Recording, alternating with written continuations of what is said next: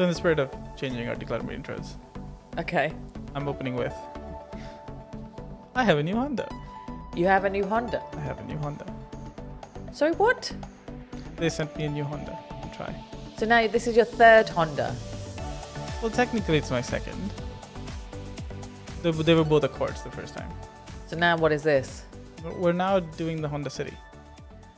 City. The City. A little nice little car that fits into very small parking spaces. Okay. Yeah. You know me. I don't like small Yeah, you cars. and your big cars anyway. Yeah, I like my big cars. Yeah, you're all about the big assets. I am. Totally. No, but it's actually, I mean, I've only had it for a couple of days, but Okay. it's nice. I'm enjoying it.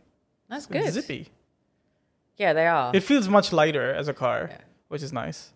And it literally happened today. I had a tight spot that I don't think I would have fit in.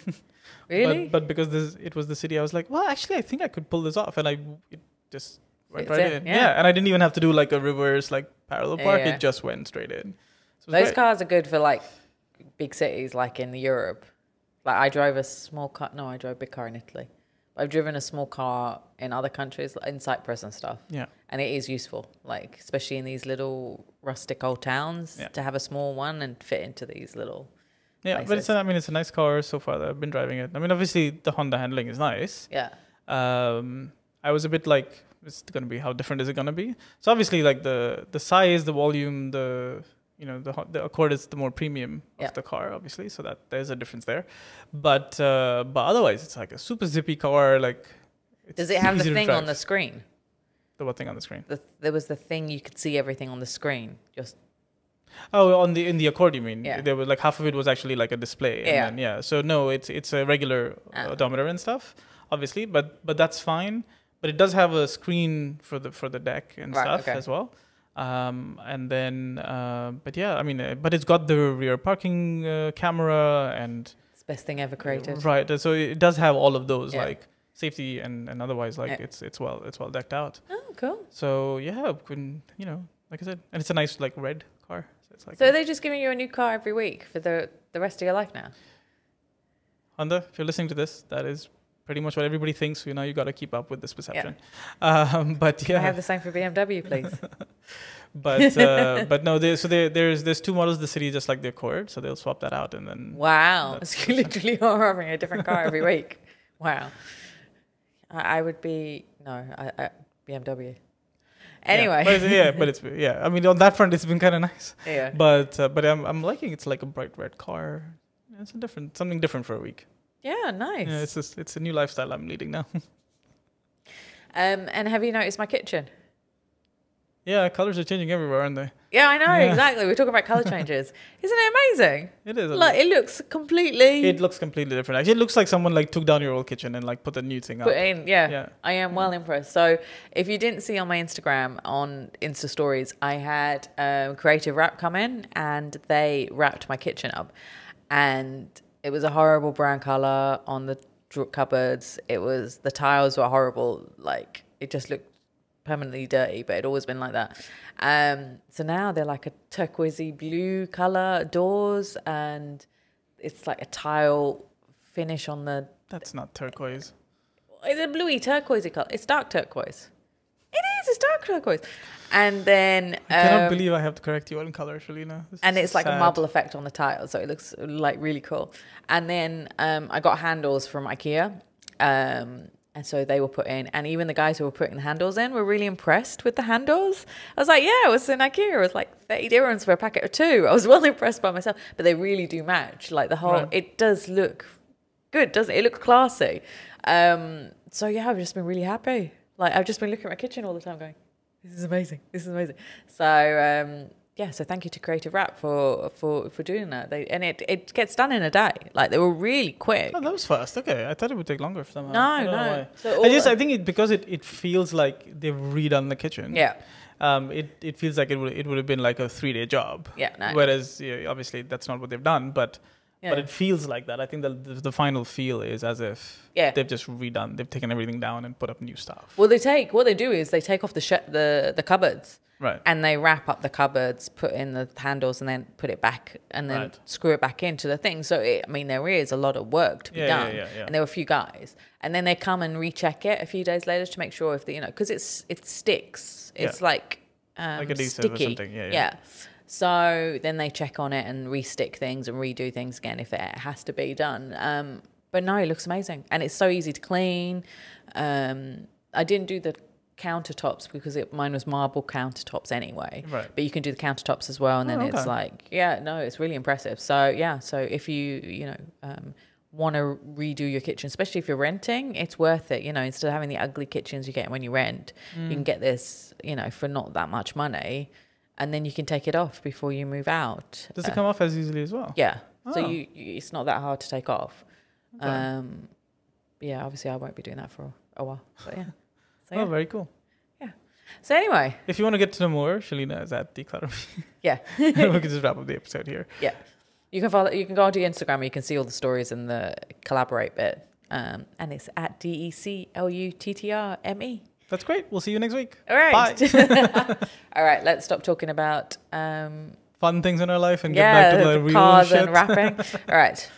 But as we're talking about, cabinets and things. Cabinets and redoing your house. And, I'm doing a lot of that right now. So I've done the kitchen, bathroom's getting done in a few weeks' time. So we'll talk about renovating in an episode as well, because I know a lot of people are doing that right now. They're just, especially being at home, stuck at home, you've seen things in your home and gone, I need to change the furniture, I need to change that.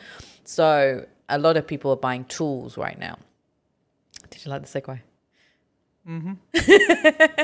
So sure. a lot of people, that was the segue. That was a segue. So a lot of people are buying tools. A lot of people are doing DIY themselves because especially during lockdown, we couldn't get people to come in and do things, so you had to do it yourself. I've always been quite handy with my tools because my dad is a DIY man. He's very, very good at it, and he has sort of instilled that in us. So I've got a great toolbox full of things inside it.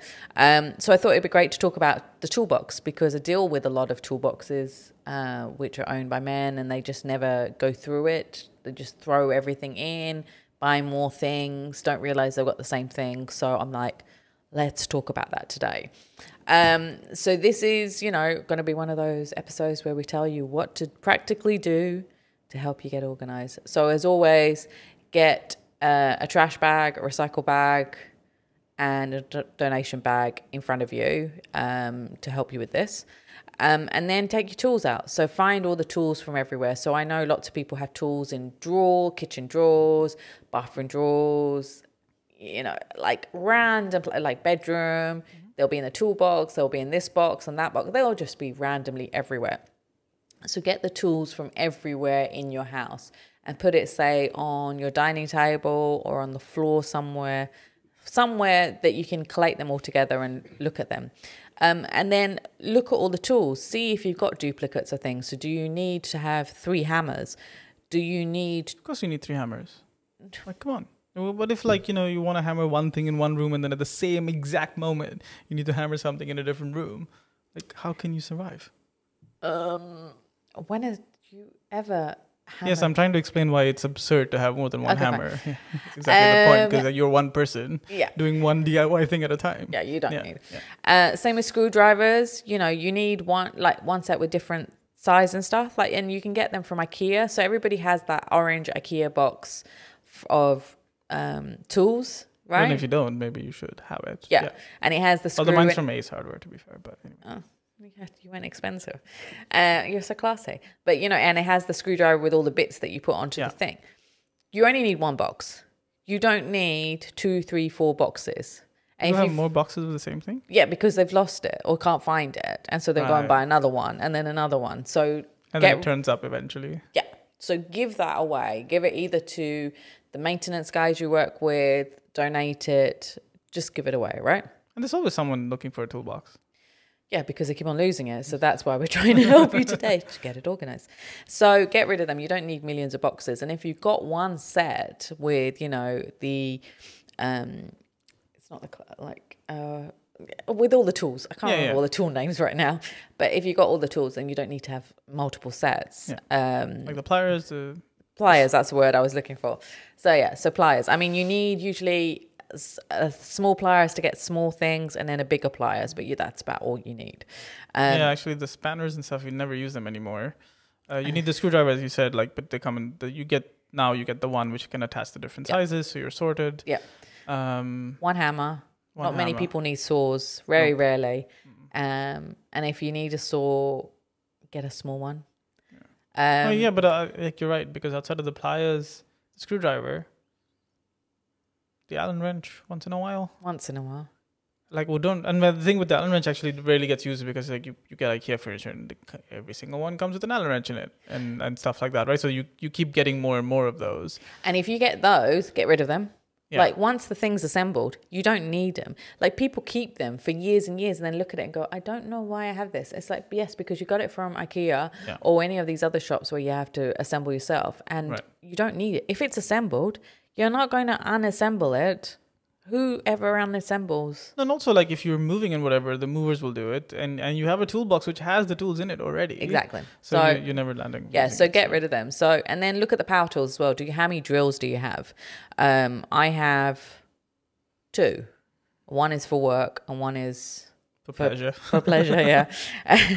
Sounds dodgy. So.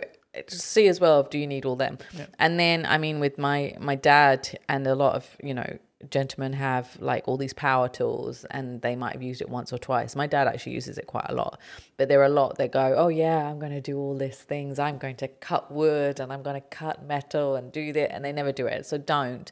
And in a lot of countries, you can hire the tools you need, especially the power tools. So if you can hire it, just hire it when you need it. Like, so if you cut trees down and bushes, like that happens a lot in Europe.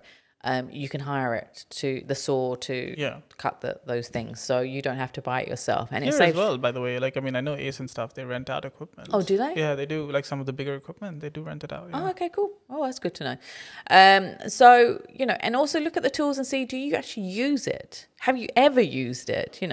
Does it have a multi-purpose that's effective? If it's not, get rid of it. Put it in the donation pile or put it in recycling. But just and think about the broken tools as well. If there's broken tools or rusted tools, get rid of them. You're never going to use them if it's got rust all over them. Just because it's from the 1960s and it was like used by your granddad or something, it doesn't mean anything if it's rusted. It won't help you. Go get a new one. That's a concept that sounds really interesting to me. Like, I cannot imagine my grandfather passing me like a toolbox.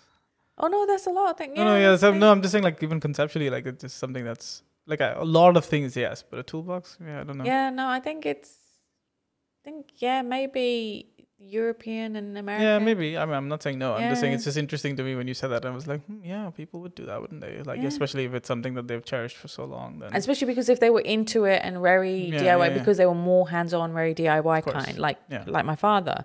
So I'm sure, God forbid when he passes, that his toolbox, me and my brother will be like, all right, well, who's taking what, and a lot of the stuff we've bought for him over the years. So I'll be like, right, I'll take that drill back. Thank you. You already have 2, by the way. So he has a really cool black. You have to get rid of 2 if you want to get that one. Black and Decker handheld. But you have to get rid of 2 if you want to get this one. All right, fine. I will get it. Sorry, ladies and gentlemen, for that. This is how we talk normally. Same with Stanley knives. I've got 2 because I need it for work and my assistant has one. But a lot of people I've often found have 4 or 5 Stanley knives. You don't need that many. You need like 1 to open all the packages that we get online. So once you've organised your toolbox, once you've gotten rid of, decluttered the stuff and then organised it, decide where you're going to put your tools. Are you going to put it in a garage, in a storeroom, in the kitchen?